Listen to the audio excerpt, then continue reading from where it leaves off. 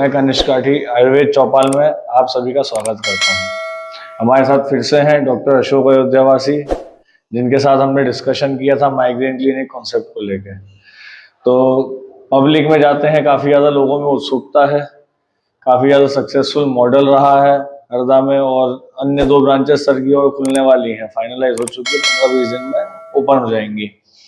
तो सर इस कॉन्सेप्ट को आप कैसे बढ़ाएंगे, कहाँ तक लेके जाएंगे, क्या विचार किया आपने इसमें, किस तरीके से काम करेंगे आगे बढ़ के?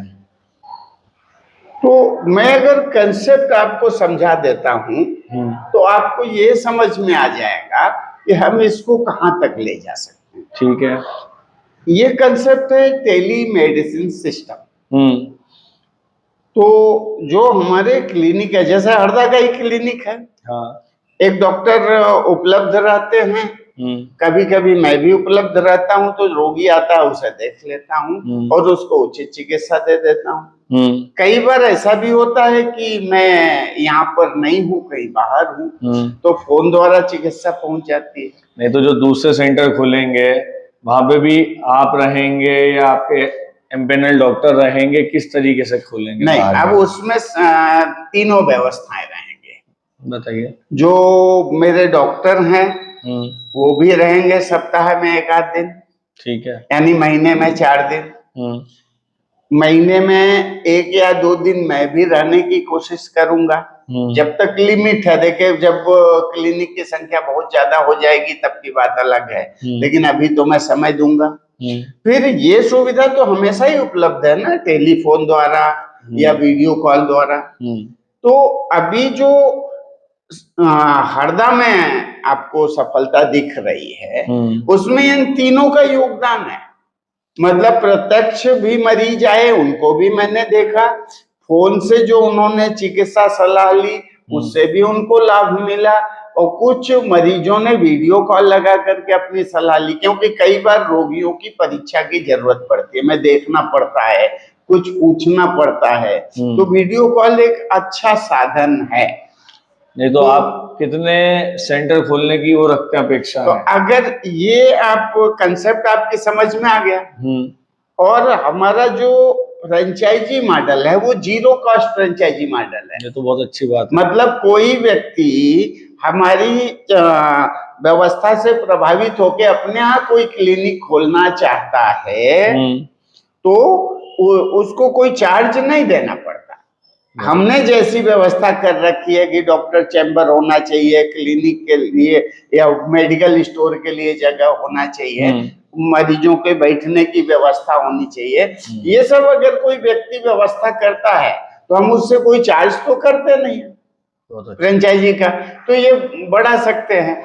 देखिए, कोई कहीं भी खोले, फोन द्वारा हम उसे सुविधा देंगे ही देंगे, वीडियो कॉल द्वारा हम उसके मरीजों को सुविधा देंगे ही देंगे। फिर हमारे जो उपलब्ध डॉक्टर हैं महीने में कम से कम 1 दिन वहां पर बैठेंगे ही बैठेंगे। तो ये होता है कि रोग की तीव्रता या किस प्रकार का रोग है। दूसरा, हमारे यहाँ एक जो कंसेप्ट हम चला रहे हैं, शायद हम बहुत लंबे समय तक चलाएंगे, माइग्रेन की दवा फ्री। इसमें मेरे आपसे 2 सवाल है। हाँ। एक तो आप जो माइग्रेन की दवा फ्री दे रहे हैं, क्या वो सभी क्लिनिकों पे देंगे? और उसमें यह है कि जब हम कैंप लगाएंगे तो उस दिन माइग्रेन की दवा फ्री रहेगी। दूसरा सवाल ये है कि जहां तक मैं मानता हूँ माइग्रेन होता 20% लोगों को है। हाँ। और जितने 100% अगर मरीज आ रहे हैं माइग्रेन के नाम से, हाँ, तो उनमें 80% को माइग्रेन नहीं, तो उनके सिर दर्द का क्या कारण होता है? क्या उनकी भी दवा वगैरह उपलब्ध रहती है आप लोगों के? हमारे यहाँ सभी रोगों की दवा उपलब्ध है। एक चीज समझिए कि एक तो सर में जो दर्द होता है एक प्रकार है आयुर्वेद के अनुसार माइग्रेन का, जिसको हम सूर्यावर्त बोलते हैं। सूर्यावर्त जिसको हम कह रहे हैं, सूरज उगने से दर्द चालू होता है और सूरज पीक पर रहता है, यानी दोपहर में दर्द बहुत ज्यादा होता है, सूरज डूब जाता है तो दर्द कम हो जाता है। तो इसी दर्द को हम अंग्रेजी में कह लें तो माइग्रेन, और अगर हिंदी में कह लें तो चाहे सूर्यावर्त कह लें और चाहे हम आधा सीसी कह ले, आध कपारी कह ले, क्योंकि सर के आधे हिस्से में ही होता है। अच्छा, इसके अलावा जो सर दर्द होते हैं तो रोगी तो दुखी होता है, पर कोई जरूरी नहीं कि ये माइग्रेन है। और रोगी चिल्लाते हुए आता है कि मुझे माइग्रेन है, माइग्रेन है, माइग्रेन है। तो मेरी बहुत सारी ऊर्जा इसमें खर्च हो रही है कि हर सर दर्द माइग्रेन नहीं होता है। अब वो मरीज पूछता है कि अगर सर दर्द कोई रोग नहीं है तो क्या है? और शायद हमारी चर्चा सुन के जो दूसरे दर्शक होंगे वो भी पूछेंगे। तो सर दर्द एक इंडिकेशन है। जैसे किसी को बहुत ज्यादा कमजोरी है तो सर दर्द हो सकता है, जुकाम है तो सर दर्द हो सकता है, साइनस है तो सर दर्द हो सकता है, कोई इन्फेक्शन बॉडी में है तो सर दर्द हो सकता है, धूप सहन नहीं हो पा रही यानी उसकी इम्यूनिटी डाउन है धूप और धूल के प्रति, तो सर दर्द हो सकता है। कई रोगियों का है कि भीड़ में जाते हैं तो सर दर्द होने लगता है, तो इसको तो हम माइग्रेन नहीं बोलेंगे। भीड़ से उन्हें एक प्रकार की एलर्जी है, उनके अंदर से इच्छा नहीं होती भीड़ में जाने की, इसलिए हो रहा है। कई लोगों को पेट में गैस बन रही है तब सर दर्द हो रहा है, तो इसको भी हम माइग्रेन नहीं बोलेंगे।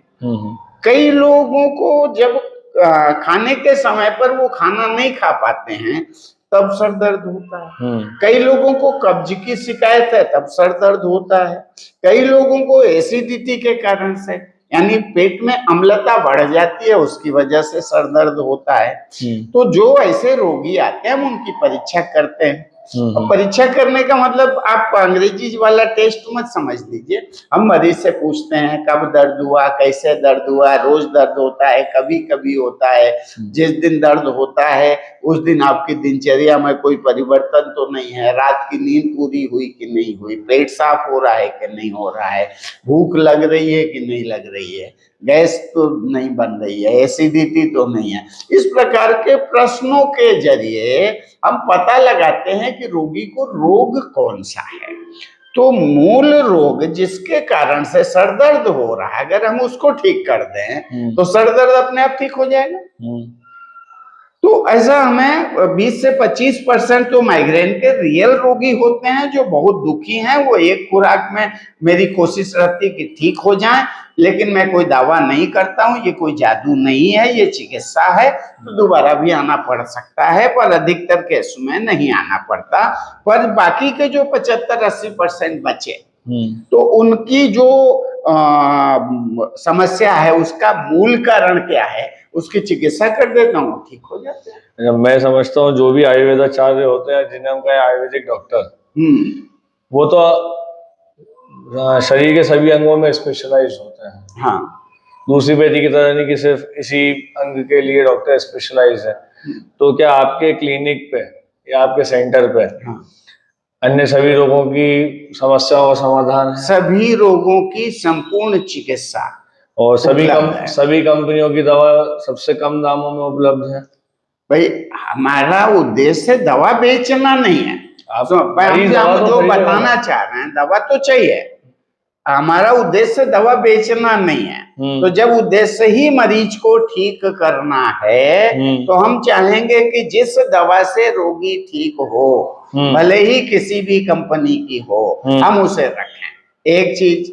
दूसरा ये कि इसका नाजायज लाभ हम ना लें। सही बात है। अगर हमको किसी छूट पर दवा मिली है तो वो छूट हम मरीज को दे दें। सही बात है। तो इस नाते से हमारे यहाँ उचित डिस्काउंट के साथ में दवा उपलब्ध है और सारी दवा उपलब्ध, वो चाहे केरल की दवा हो, अगर मरीज के लिए आवश्यक है तो हम उपलब्ध करवाते हैं। वो अगर उत्तराखंड की दवा है तो हम मरीज के लिए उपलब्ध करवाते हैं। हमारा उद्देश्य है रोगी को आरोग्य देना, न कि दवा बेचना। अब ये ठीक है कि रोगी आएगा, रोगी के हिसाब से हम प्रिस्क्रिप्शन देंगे तो दवा तो उसे लगेगी और ये हमारा काम है उसके लिए दवा की व्यवस्था करना और जो उचित मूल्य है वो लेना। जो सेंटर चला रहा है वो तो बिना पैसे के तो काम नहीं करेगा। भविष्य में आपकी कहाँ तक योजना है, कोई हॉस्पिटल सेंटर टाइप खोलना? अभी तो हम सिर्फ क्लिनिक खोल रहे हैं। हमारा जैसे ही 100वां क्लिनिक होगा, अभी तीसरे क्लिनिक की बात हुई है, और 10-15 दिन में हमारे ये दोनों क्लिनिक, यानी कि दूसरा और तीसरा, ये दोनों चालू हो जाएंगे। तो हम ऐसे ही क्लिनिक बढ़ाते जाएंगे। जैसे 100 क्लिनिक होगा, एक हॉस्पिटल खोलेंगे, लेकिन क्लिनिक खोलना हम बंद नहीं करेंगे। पूरे भारतवर्ष में लगभग 1000 या उससे ज्यादा क्लिनिक खोलने की हमारी योजना है। इसमें हम उसी अनुपात में डॉक्टर्स को भी अपने साथ जोड़ेंगे। कुछ तो डॉक्टर हमारे यहाँ एज एम्प्लॉय काम करेंगे, और कुछ डॉक्टर से मैं निवेदन करूंगा कि आप हमारे मरीजों को अगर चिकित्सा सुविधा देते हो तो आपका जो परामर्श शुल्क है वो आपको देते रहेंगे। तो हमें सबसे निवेदन करना है, हमारा अंतिम उद्देश्य क्या है? आरोग्य, कोने कोने तक आरोग्य पहुंचाना। हमारे पास न कोई ईगो है कि कौन अच्छा है कौन खराब है, और ना हमारे पास ये लालच है कि केवल हमारी दवा बिके ना। भारत के हर हिस्से में, भारत के हर आदमी तक स्वास्थ्य पहुंचाना। अब ये भी दावा मैं नहीं करूंगा केवल मैं ही ये काम कर रहा हूँ, तो मैं पैरेलल सरकार नहीं चला रहा हूं मैं, लेकिन हमारा प्रयास रहेगा कि हम गांव-गांव तक, जहां अंतिम जो व्यक्ति है, जहां चिकित्सा सुविधा नहीं पहुंच पा रही है, वहां तक चिकित्सा सुविधा पहुंचाने का हमारा प्रयास रहेगा। ईश्वर का आशीर्वाद और समाज का अगर सहयोग मुझे मिला तो हम निश्चित रूप से एक दिन सफल होंगे। बहुत बढ़िया। और कोई प्रश्न?